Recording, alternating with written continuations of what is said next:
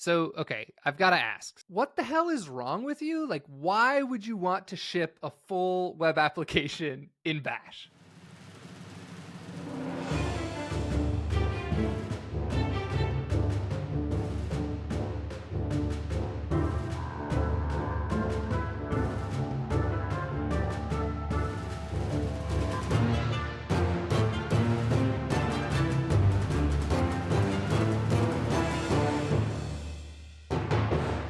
Welcome back to Backend Banter, a show about backend engineering and careers. Today, I'm joined by BadCop or BashCop, I guess, same thing? Yeah, you might find this hard to believe, but I'm actually not a cop at all. Why why is the name Bad Cop? Like, I know you stream a lot on Twitch about Bash, but like that's Bash Cop makes sense to me, but it's not actually Bash Cop on Twitch. It's Bad Cop. What why is that? So it started as BadCop. Has just been like my online presence for a while. The BashCop thing is more of a recent thing. Pretty much anytime I go into somebody's Twitch chat now, it seems like whoever I'm talking to will get mixed up and like Freudian slip BashCop. So that's just it become my second name, I guess. So your interest in Bash, the scripting language, has nothing to do with the fact that your handle online has been Bad Cop. Yeah, unrelated. Unrelated, but a nice coincidence. Are you considering changing your handle at this point? No. Well, so I've started using BashCop as like I have a YouTube channel for Bash, that's BashCop, but I'm gonna stick with BadCop as my main. You gotta stick to what. You got to make it a thing. Well, now you're Yeah, like kind of halfway embracing it. This sounds dangerous. we'll see how it goes. Yeah. Well, I hope it works out. So, okay, I'm super excited for this episode because we're going to talk a lot about Bash and shells and terminals, which is something we have not spent very much time about on this podcast, which is unfortunate. It's super important. Let's start with Bash. So, like, what is Bash? So Bash is a Unix shell, which is like it's this type of program that's really useful for running other programs. And Unix has sort of this philosophy that you should have like a bunch of really small, well-made tools that do one specific thing like well. And the idea with Bash and other shell languages is that it makes it really easy to like compose these different tools in interesting ways to like solve problems. Um, and yeah, No, that makes a lot of sense. So, like, when I open up a terminal, so I'm like, let's say I'm like new to development, right? And it's really easy for me to like kind of remember because I was really confused about CLIs and terminals when I first got into programming. Um, I'm opening up a terminal and like I have this command prompt, and I think a lot of times is like as a new developer, you don't even realize like what language your shell supports, right? Like you might open the Windows command line. What is it called on? Is it just Windows command line? Is that what it's called?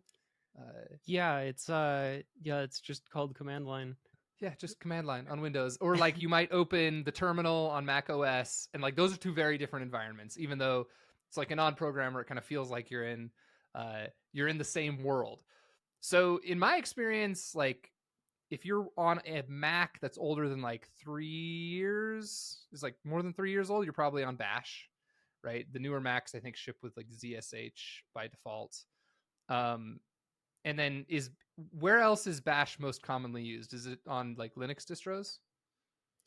Yeah, it's pretty commonly the default shell on a lot of Linux distros. Um, the like exact version varies a lot. Um, and Bash has had some like pretty significant changes throughout the versions. Um, not like breaking changes, but like they've added new features that aren't Hmm. backwards compatible. Um, So if you're on an old version of Bash, you'll run into problems if you have like a newer Bash script. yeah, so Mac still ships with I believe Bash 3, which is missing some like pretty big features like arrays and some other, I don't know, like a lot of syntax things. Mm. Um, For when you're doing more like programming scripting rather than just like executing executables. right, which is, yeah, it's debatable how much scripting you should actually do in Bash. um I would almost say that if you're reaching for arrays in Bash, it's probably time to switch to a different language. um Haven't you like famously shipped like full like HTMX web servers in Bash? oh yeah, those definitely use arrays. But is it because you're just doing it for fun? Are you going where no one else should go? Well, okay, so it kind of like Bash Stack kind of started as a meme, but then like I don't know, I came up with like a goal while I was writing it, because I was like, I should do something more than just, make a meme. And so my goal was, okay, we're gonna prioritize the developer experience at the cost of literally everything else. That means Okay. performance, that means portability, that means literally anything. But it's gonna be really nice to use. And now I can't stop using it to ship things because it's just so convenient. So this sounds like pure insanity to me, because I cannot imagine what feels like would be a worse developer experience than like trying to write complex web servers in Bash. What exactly are the things that make the developer experience so good? I don't know. You have access to all of these I don't even know how to explain. Are you talking about like Me, the command line tools like sed, awk, grep? Like, are you yeah, using that they're stuff in your fan favorites. So the Bash stack actually has it's an acronym. It was originally inspired when Primogen was doing the Chad stack. He made Okay. it was like an anagram of like COBOL, Haskell, Alpine, Docker or something. I don't remember. Okay.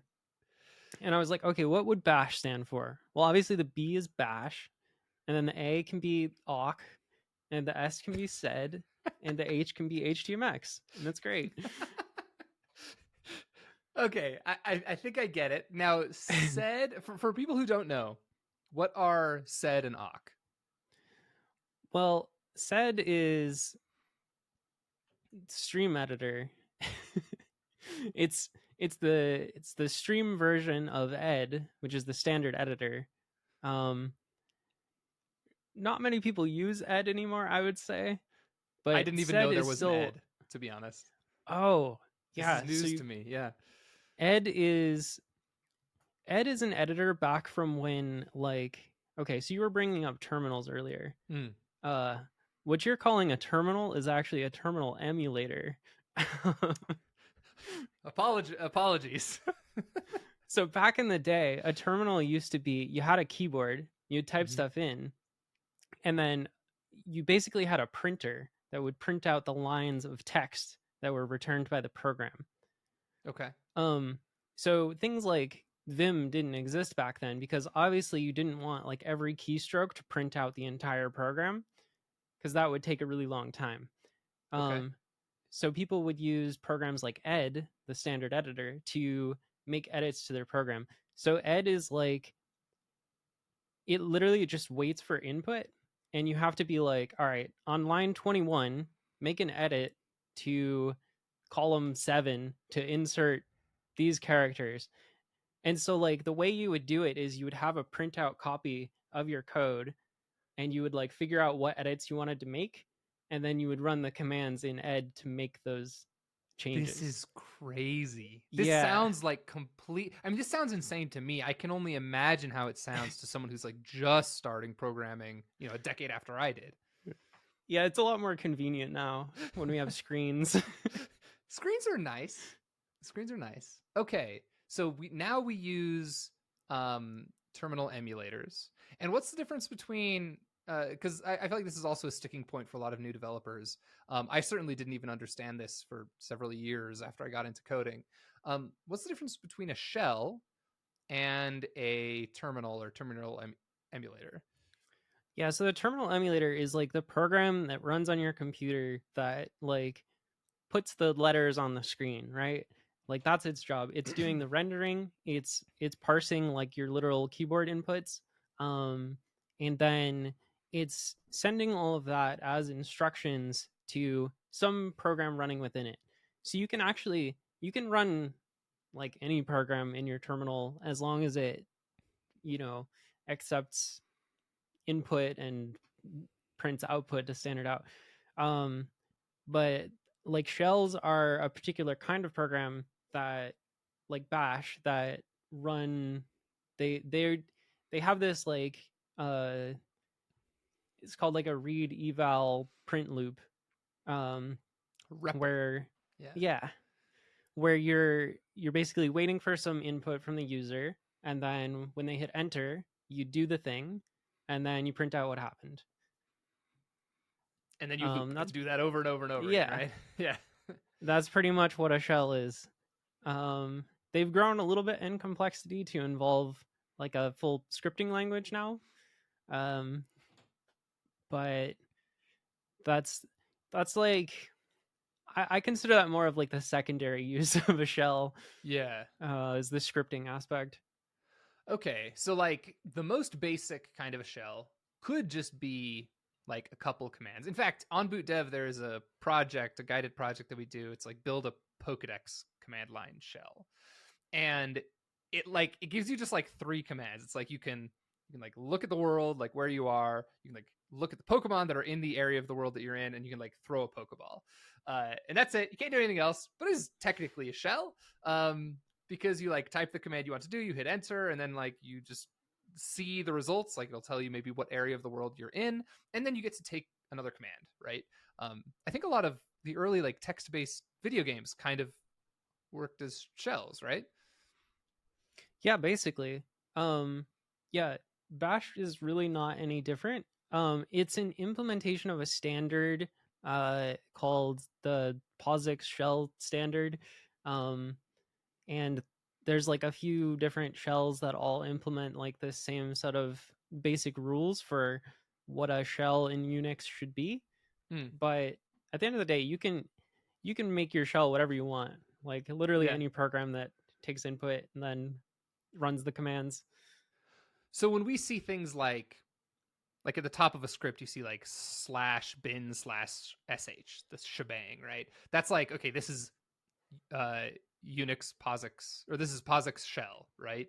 And then Bash is like a superset of POSIX shell, and I'm guessing ZSH is like an alternative superset of POSIX shell. Yeah. They're all implementations of the same like standard. Interestingly, if you're running, so bin sh is the born shell. Oh, okay. And then bash is the born again shell. Um same guy. Okay, I get it. So wait, so sh isn't even, well, correct me if I'm wrong. Maybe I just don't even know. But like, so is born shell or just sh, is that like the POSIX standard, or is it just like one implementation of it? It's like a very minimal implementation of it. Okay. It doesn't have a lot of extra features on top like bash and zsh do. It just sticks to the standard pretty much. Right. Okay, so we've got this like REPL, this shell where we can type commands, they do a thing, we get output, we can do it again. That makes sense to me. Python does this, right? Like when you just like run Python in the command line, if you don't provide like a file input, it will just give you a little REPL. You can start writing Python code and it will interpret it one line at a time. But Python to me feels more like just a general purpose programming language, and you really only use it in a REPL context like frankly I don't ever, but I've definitely interacted with some people that do if they have like just a 4 or 5 line program they want to run. But it's like really hard in the Python shell to run like executable files on your machine. There's like a lot of extra work that you have to do, whereas in like Bash you just like type the name of the executable. Is there like a fundamental philosophical difference? Because I feel like if you really zoom out, it feels the same. Like Bash is essentially a full programming language that also is a shell, and you could argue Python's the same thing. Yeah. I Python. First of all, Python is my favorite like command line calculator. If I need to do some math real quick, you just run Python and then you can type in your math. That's great. Yeah. Um, yeah, Python's more of a like batteries included like full programming language where you have lots of standard libraries that do a bunch of cool things, and Bash is more of a like Bash is really kind of a glue language. I find it most useful when I want to do something between two different programming languages. Like, I don't know, I need to have a script in my project that copies some JSON file over from this folder to this folder. Like Bash is probably what I'm going to write that in. I'm probably not going to write a script in Python because it just like to copy a bunch of files, the syntax for it is like it just feels overcomplicated.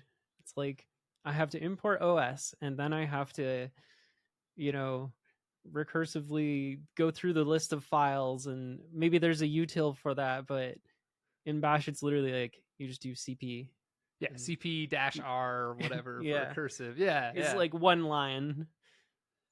And that's because in Bash, you're mostly just composing other like already written programs, right? Either other like Yep. Bash scripts or maybe even Python executables or just like C executables or whatever, right? Yeah. That makes a lot of sense to me. So, okay, I've got to ask. So, like, what the hell is wrong with you? Like, why would you want to ship a full web application in Bash? Yeah, I mean, like I said, the biggest benefit of writing it in Bash that I've experienced is like it really is just productive for some reason. I don't know if it's because I'm just weirdly into Bash or why, but like I've done like a number of streams where I'll bring on a guest who maybe doesn't even really know Bash, and we just pair on like making some application, and every single time we have shipped something at the end of the stream. Like I don't even know like what does it even look like from a high level? Like I kind of know what a Go web server looks like or a Python server or a Node server. Like I don't even know where I would start with a Bash web server. well, luckily we have a handy little like wrapper script, like create React app. We Yeah, have create bash stack app. Um I'm which googling it right is now. yeah, so the domain is bash stack with bash hold on. Bash stack. I don't know. How do I send you something in here? There's a little chat bubble at the bottom right. Yeah, here. I have a great domain. Oh yeah. It's so for listeners, it's bash sta like the beginning of stack and then .cc, so bash stack. yeah. Okay. But yeah, the general idea is it's kind of structured like I used this as an excuse to learn what the heck Next.js was, because previously I had no idea. So I was like, people seem to really like this Next.js thing. How can I corrupt it? And so I pretty much stole like their design choices for like routing and stuff. Okay. Like file-based routing. Next.js has this file-based router where you have like your variables are in square brackets in the file name. So I just literally implemented their router by reading their docs in Bash. And I kind of hate it. because I don't know if you like file-based routing, but I don't really like file-based routing. I'm actually not a fan. Yeah, that's It's yeah. To me, it's and I actually want to hear your take on it, but let's hear your take on it first. Why don't you like file-based routing? well, this is probably a skill issue, but like when I'm using my editor, I'll see that okay, I'm in a file called square brackets user ID Oh God. .sh, and I'm like, I don't know what that means. Like I have 6 different square bracket user ID files. Which one is this? Yeah. So we just migrated BootDev's backend to Nuxt. So it's the NextJS of the Vue world. Very, very similar. And it also has file-based routing. And yeah, the files, so there's like a pages directory. And in there, it doesn't bother me too much when you basically like are just forced to name the kind of entry point for that path handler the name of the page. So like, for example, we have a /community page. And so there's just a community.view in there. Like that works mostly fine. But yeah, when you have dynamic variables, there's square brackets for the dynamic variables. So you do like open square bracket, I don't know, user handle, close square bracket, .view. And that's just it, like looks terrible to me. It doesn't look like a code file. And there's also like when it's an optional path parameter, at least in Nuxt, it's double square brackets. And I'm like, oh God. And so like if you don't know Nuxt, this just looks asinine in my opinion. Yeah, and I also don't like that to like refactor my routes. I have to do like a bunch of file system manipulation, which Yeah. is never that fun compared to just like modifying a file. I don't know. Yeah, well, the git diff is not so like if you have a file that Oh specifies yeah. all the routes, right? If you change a route, there's just like a one-line file change in the git diff. But if you have to rename a file, the diff is just crazy. It's just the full file change, right? Um, okay, so Yeah. we kind of agree that we have some agreements there. Okay, I'm looking through BashStack docs. So it looks to me like, well, here's my question. Is the actual server written in Bash or are you offloading that? It looks like TCP server. Yeah, so we go down as far as the TCP implementation. Bash doesn't have a great TCP implementation until I want to say 5.2. Uh there's another project that implements an HTTP server like fully in Bash. And Oh, wow. Okay. they ran into this issue where like if you want to listen multiple times on the same port, which is important for a HTTP server to do, Bash is kind of limited. So they actually made a patch for Bash and got it merged to like make their thing better. But like nobody uses Bash 5.2. Nobody is that far in the future. Like you're lucky if you have 4. Yeah, yeah. I imagine like people don't want to break their shells, so they're really careful about upgrades. I think most people just don't think about it. Like Oh. they just use whatever came with the machine and they're happy. Well, most people probably aren't pushing the limits of what you're able to do in Bash. That's fair. Okay, so you go down as far as the TCP layer. It lists Node as a dependency, but you're not actually running like a Node server. That's just so you can like compile Tailwind, it looks like. Yeah, if you want Tailwind support, we do have it, but you do need to use Node currently. They have like a standalone CLI thing, but it's pretty much the same as just running Node anyways, because it's like Vercel's package thing, which bundles the Node project as one big binary. Okay, yeah.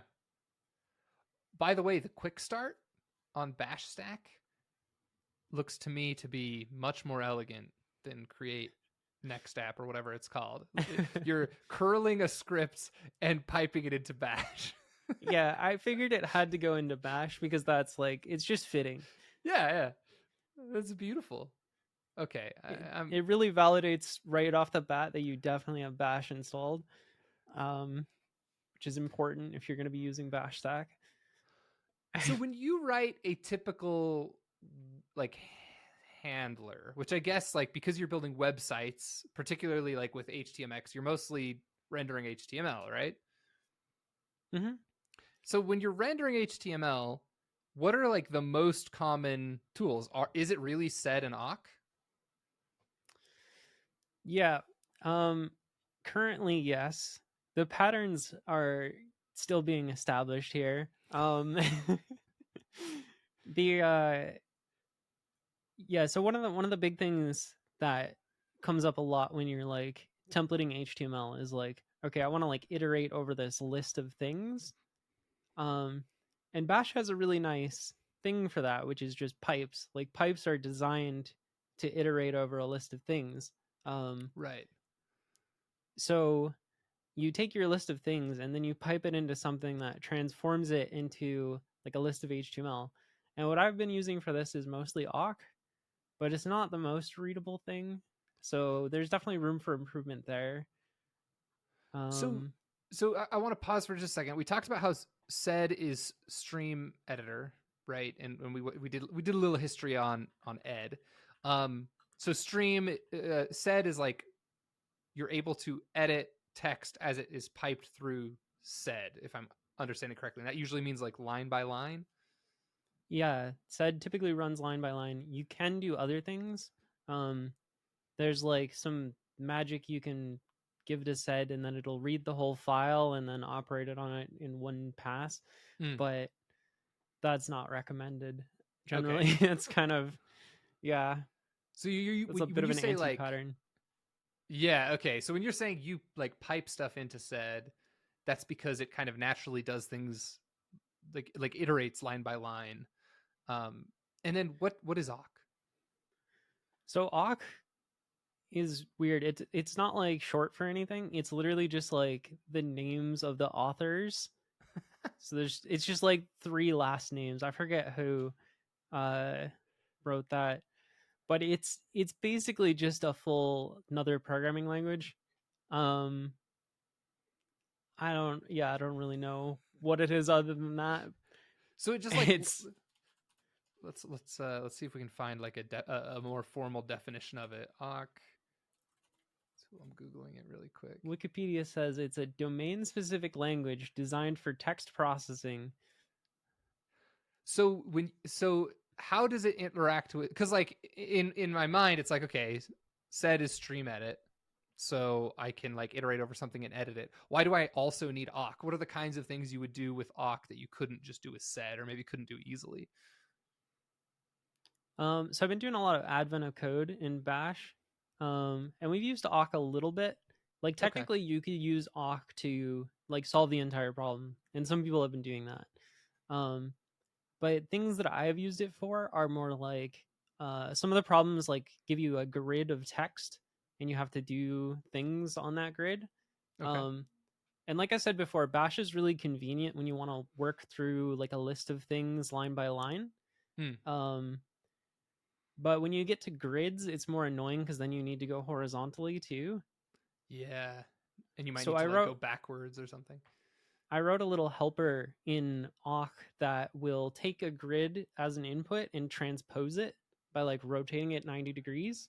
Okay. And so I've been abusing that a lot for advent of code solutions. Is it just like an awk one liner or something that you just like It's drop in a there when you need it? multiple liner, but Okay. yeah, so Bash has functions. I just wrap it up in a little function called transpose and call it a day. Got it. Okay. Um, but it sounds like for doing the thing that you typically do with a web server, which is like request comes in, maybe hit a database, then like render HTML from whatever state you have that you loaded from the database. That's probably mostly just line by line. So is this mostly a sed problem? Well, so okay. The thing about Bash that makes it maybe not great as a choice for a web server is that anytime you invoke something like sed or awk, what you're doing is you're spawning another process. You're spawning a child process of Bash that's doing some stuff and then terminating. I was told we don't care about performance here. We care a little bit about performance. because turns out spinning up like 50 processes per request is actually pretty slow. Sounds pretty slow. So there's when you want to write high performance bash, you need to keep in mind how many times you're forking, and you want to try and minimize that. So you I've use literally never heard that term before, by the way. You're coining a phrase on this podcast. High performance bash. High performance bash. Okay. Yeah. It's not a commonly used term for probably good reasons, but yeah, so you want to try and use as many of the built-in features in bash as you can. So you can read line by line in bash without starting up another process. So I try to do that as much as possible. So that's interesting though, because that kind of, at least in my head, maybe I probably just misinterpreted you, but like you said that like the developer experience is so good, and my head went to, oh, that's because you can like very easily fork a process and use one of these like pre-built tools. Is it actually something else that makes it like ergonomic or good developer experience? So you can definitely do that in like your application logic. I was talking more about like the bash stack core I see. is more of a high performance area. The actual like parsing the HTTP request into like the headers and the body and URL params and all that stuff, I try to do as little forking as possible. Got it. Okay, so the bash that is like the tooling for the bash stack is high performance bash, and what you write as an application level developer, you can be a little more fast and loose with. Yeah, you can do what you want. Okay, I understand, because again, we don't care about performance at that level. Right. So like an interesting use case, one of the first like pair programming streams I did was with Tech Savvy Travi, and love Travis. Yeah, we decided to build a CDN, and we cheated a little bit. What we did is that GitHub has a CDN, and if you put things on GitHub, you can just get a CDN link by nature of like GitHub puts everything on their CDN. Yeah, you just upload it and like you get a CDN link, right? So initially, Travis was worried that like we were gonna have this problem where we needed to talk to the GitHub API and all this stuff, and I was like, no. Literally in our endpoint application handler, we can use the get CLI. We just do get commands in like, so literally when you upload a file, we take the file, we add it to the repo, we commit it, we push, and that is the full. You don't need SDKs. You just need CLI tools. Yeah. This is amazing. Also, this really smells of Travis to me. And like, we're going to build a CDN and then we just fully cheat by using the GitHub CDN. It smells very Crabling to me. Okay, cool. So I'm so curious. Walk me through what like an actual handler looks like written in Bash. How are you connecting to the database, and how are you like rendering that into HTML? Yeah. So interesting you bring up this topic of the database. What I recommend now, BashStack is database agnostic. You can use whatever you want. But what I strongly recommend is that you create a folder called data and you put the data in there. Okay. So who needs a fancy database? We're just using the file system. Yeah. Yeah. I mean, that's what the database is doing anyways. Like, cut out the middleman. Yeah. It's true. This is high performance bash. We're cutting out unnecessary components. Okay, so you've got a data directory in your bash stack application. Of course, like I'm going to recommend that you git ignore it, right? Yeah, that's ideal. Actually, I think the default git ignore for bash stack includes the data folder as ignored. Okay, that's very forward thinking of you guys. So got your data directory. Are you shoving everything in? What's your preferred method? How do you actually go about storing data in your data directory? I would say it depends on the application. Generally, if you want like a key value thing, you use the file name as the key, and then the contents of the file as the value. That's pretty good. It's got fast lookup. Yeah. Okay. Order one lookups. I like that. Yeah. If you need like a lot of key value things, then you can do it in a file where you have like the first column is the key. And then you can like grep for lines that start with a certain key. That's a good way to do it. Key value's easy. Do you try to just like stay within the key value paradigm, or have you had to do any like complex searching? Let me think what the most complex thing we've done. I'm not sure. And so to we be have fair, implemented... if we're not concerned with performance, like could just brute force look through the whole thing, right? True. Generally I don't have to go that bad. I don't know.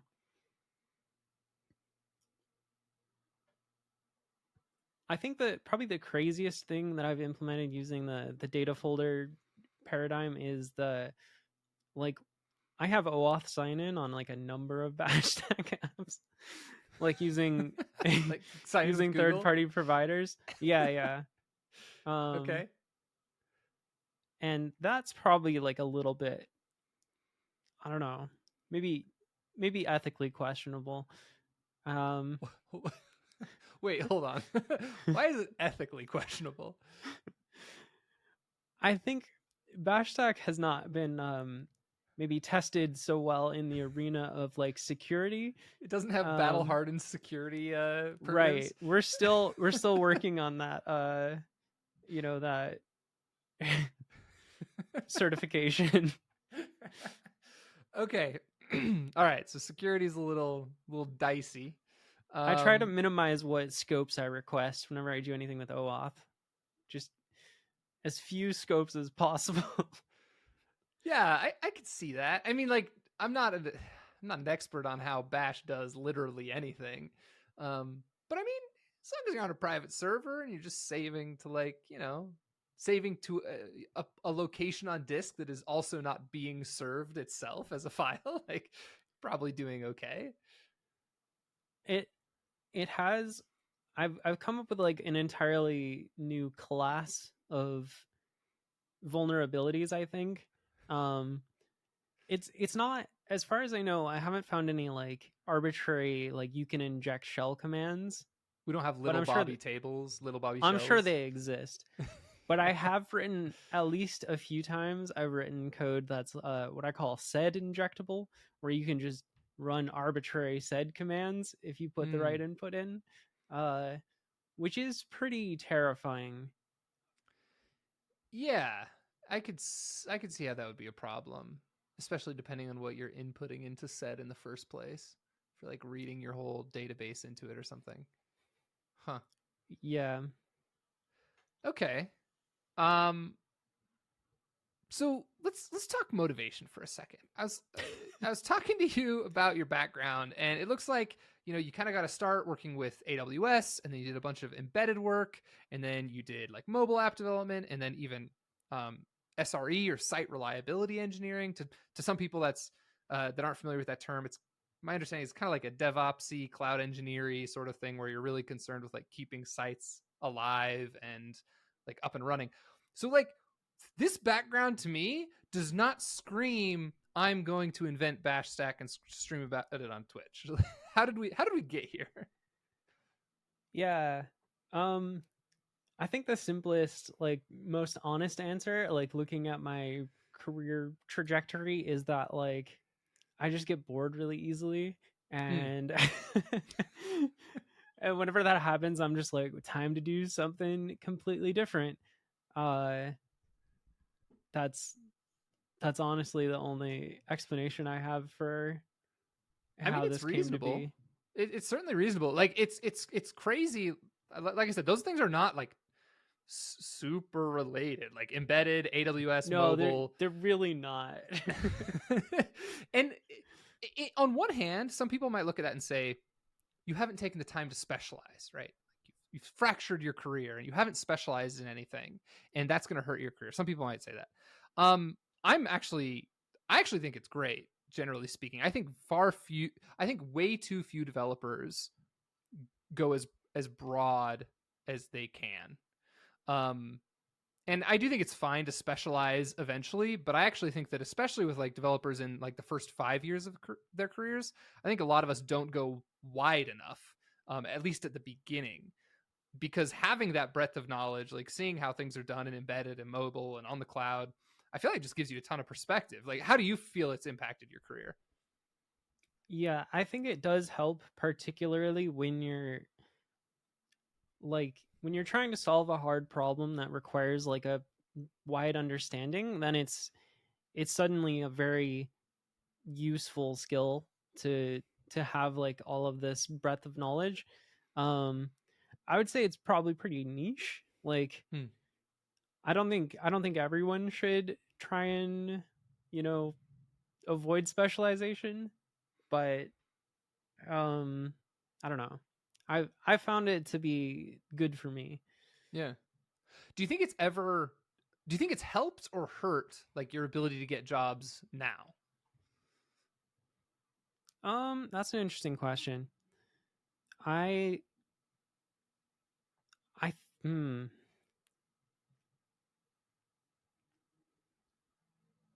I'm not sure.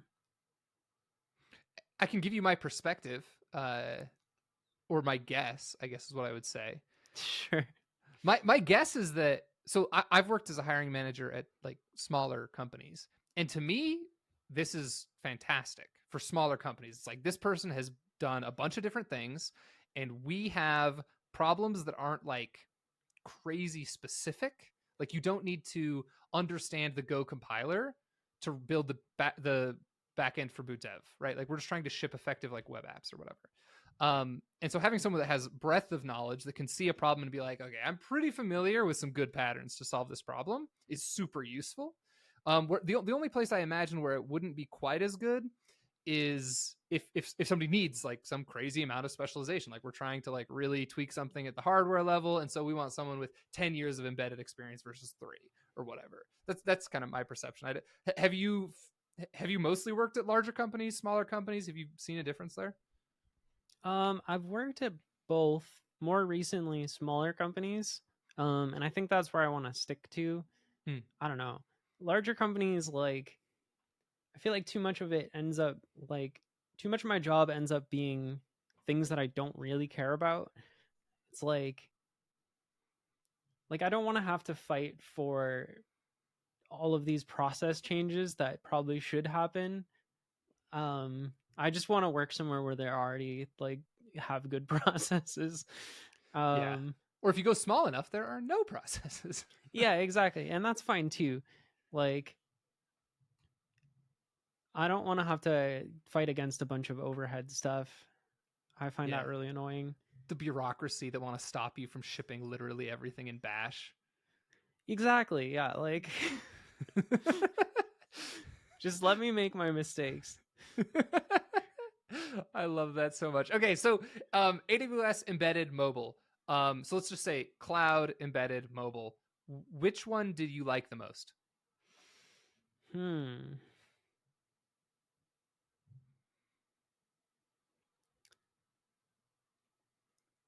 I feel like embedded stuff is where I ran into the most like wild problems that I never expected to face.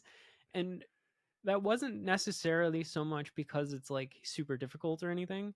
It was more just like I worked with a team of people with crazy different backgrounds, and we were all trying to write C++ in very different ways. And it just came together in such a beautiful disaster. You have one developer that's like got a Java background, so you'll have a class that's just like a bunch of getters and setters, and then you have another developer who has a C background, so they're calling like malloc and free over here, and then you have me and someone else who are like both C++ developers, and we're writing actual C++. And we're doing it the right way. Unfortunately, C++ lets you do all of these things, but it's not a great idea to do them all in the same project. Yeah, because you get so many weird bugs. If you call new to like create some memory and then you call free, that's super bad. That's not good. It's new and delete, right? Yeah. And yeah. malloc and free. Malloc and free go together. You don't want to be mixing and matching. Is just like for the sake of our listeners, new and delete is for like classes and objects, right? Yeah, I mean it's effectively the same. It's like it's just allocating a block of memory. Oh, okay. So it doesn't really care if it's a class, an object, or any other type of data. I think the issue is that if you have constructors, and I don't remember C++ that much at this point. The constructors and the destructors, yeah. They don't get called if you do malloc and free. Right. I think that's why in my head I was thinking classes, because it's like, okay, I would use new and delete because I would have a constructor and a destructor, and by calling delete it would call the destructor, right? Yeah. Okay. Whereas if you're doing just like C stuff, malloc and free, okay, that makes sense. Yeah, it sounds like a disaster. It was really fun. We had so many cool bugs. I'm glad to see you're so positive on the whole experience. So that was your favorite. What did you, again, cloud, mobile, embedded, which was your least favorite to work with? Ooh. I don't know. The cloud is such a mess. It's oh yeah. Like the AWS dashboard is one of the craziest, like, incomprehensible designs of all time. And it's just like I don't understand how it still hasn't gotten that much better. Like there is not they're optimizing for like, it feels like they're optimizing for like low cost and backwards compatibility and it's the opposite of the bash stack, to be honest. They're not optimizing for developer experience nearly enough. Everything but developer experience. Yeah.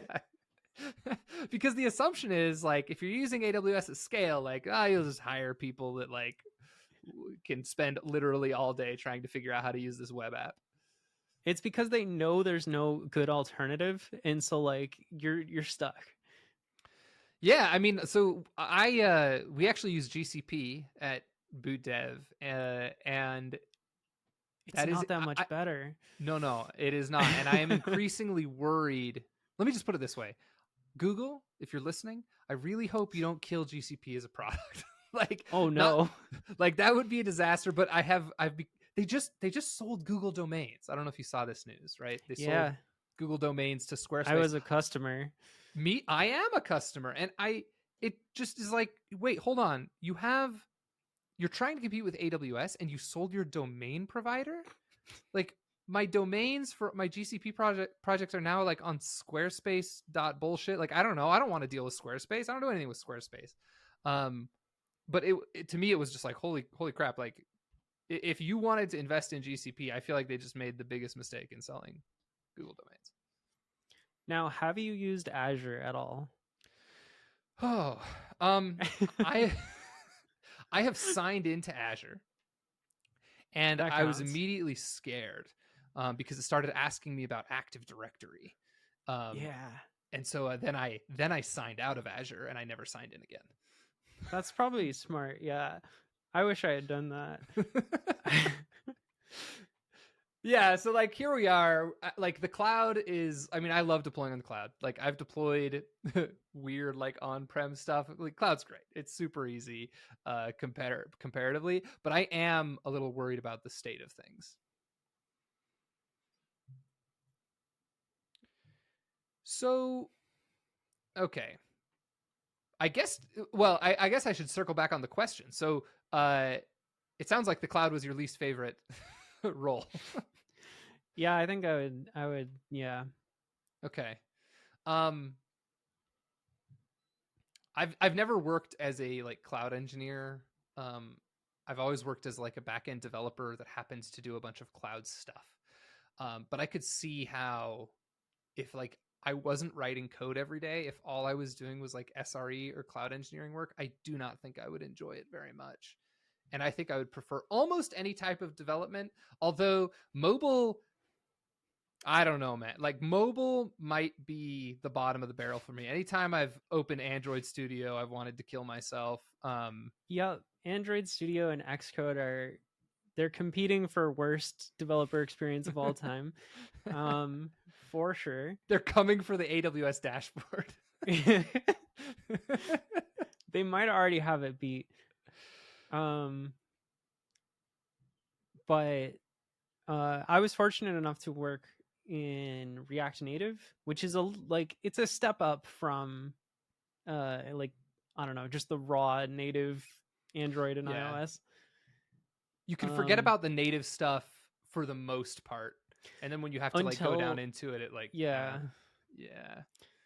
So I spent a lot of time because we were using React Native doing performance work, and it was not my favorite thing either. It's really difficult to profile JavaScript on like a mobile device without changing the performance characteristics of said JavaScript, like by doing the profiling. There's not a lot of great tooling for it for like doing actual physical devices. Well, there might be now. I don't know. It's been a while. But yeah, this was like a super annoying problem because we would run it in the browser and we'd be like, okay, it has like these performance characteristics, but the browser runs V8, which is totally different than what we were running on the devices. So like we'd fix something and we'd be like, okay, that didn't actually matter at all. Right. This is like, it's kind of like that principle in physics is the Heisenberg like observability principle. Like as soon as you observe something, it just like behaves differently. Yeah. But to the extreme, because usually it's not too bad. I worked on React Native at one of my jobs, and the biggest frustrations for me were that like you still had to compile the damn thing in order to like ship it to a QA environment, and that took like an hour, which is something I'm not used to. Mostly writing Go on the web. It's like I build in 2 seconds and then I push it up. That was the worst. That was the worst of it for me. I've got one more horrifying. Oh, absolutely. Tell me something horrifying. So we were using Go for our mobile app that was in React Native, using a little project called Gopher.js to transpile the Go to JavaScript and then put that on the device. What? Gopher.js? I'm just googling. Why? Why would you? Why would you do that? So the whole meme is that we wanted to support like offline behavior in our mobile app where it would like mimic what the server would do. So we just compiled our server to JavaScript and put it on your phone. And lo and behold, lots of performance issues when you use the mobile app offline. I just don't understand why, you know? It's so crazy. How could this happen? What a goddamn mystery.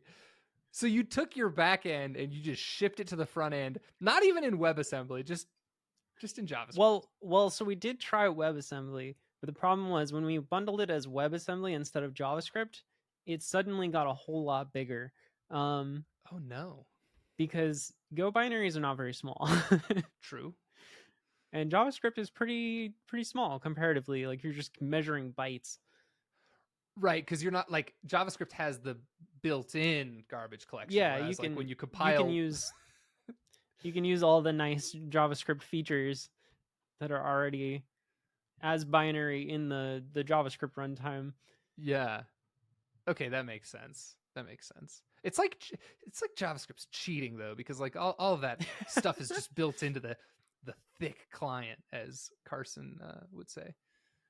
Yeah, so JavaScript, unfortunately, single-threaded language, And so when you're in a React Native context, like normally on mobile, you can do more than one thread. You can have like your UI thread and then another thread. But in React Native, you're kind of locked in. And there were some like old deprecated projects to, bring in another JavaScript thread or do whatever. But the thing that we ended up doing that was like common practice at the time is you take a web view, you make it 0x0 pixels, and you put it in the corner, and then you just run your JavaScript there. It's a web. You just hacked a web worker, right? Yeah. And so you're sending like post messages back and forth between this web view and your mobile app, and sometimes it works. That's hilarious. So for anyone listening, it's web workers, right? I'm not making up the term web worker API.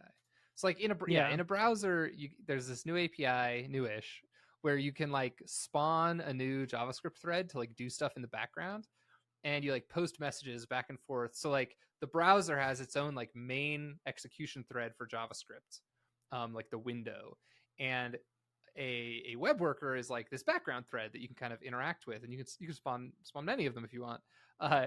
What's happening here is like you're just actually creating more windows and using them as web workers, is my understanding, because you don't have a web worker API. Yeah. On a mobile and you device. just kind of put that second window off screen somewhere where the user can't see it. It's 0x0 pixels, and it's at location -1000, Yeah. -1000. Oh man, honestly, your career just sounds like a blast. It sounds like you've had a good time. What is the future for BashStack? The future for BashStack? That's a good question. I've been contemplating this a little bit. I think I'm pretty happy with the state that it's in. I'm trying to think of like what features would like qualify it for like a 1.0 release. Like what would that look like? Yeah. But how beyond that, are you seriously pondering the question of how do we get this going in production? Oh, it already run like, so I don't know if you know like fly.io. Oh no. Yes, I do. Yeah, it just works like out of the box with Fly. You can just do like Fly deploy or whatever, and a BashStack app will just work. So I guess I should rephrase my question. I don't doubt that it works in production. Is your goal to get like companies using it in production that are like actually making money? No. Well, so I've said from day one that like the second like a serious like company starts using it, I'm just gonna archive the whole like repo. But the sponsorship dollars will start flooding in at that point. Well, that's how you get them to sponsor you, right? You archive it and you're like, this is no longer. Oh, I see. So that is the play. Yeah. I don't know, maybe. Oh, I guess we'll see. That's right. I guess game theory says you can't just tell them that you're going to unarchive it. Okay. I see what's going on. Okay. Everyone, stay tuned to BashStack. I hope our little explanation about shells and terminals and REPLs and bash and POSIX, I hope that was illuminating to some people. I think it will be. It certainly would have been awesome for me to hear that, I think, earlier on in my career. Thank you so much for coming on. BadCop on Twitter, BashCop on YouTube. Is there anywhere else you'd like people to find you? BadCop _ on Twitch is my main platform. Awesome. We'll drop links in the show notes and the description below. Thanks again. Thanks so much for coming. Thanks for having me. This was fun.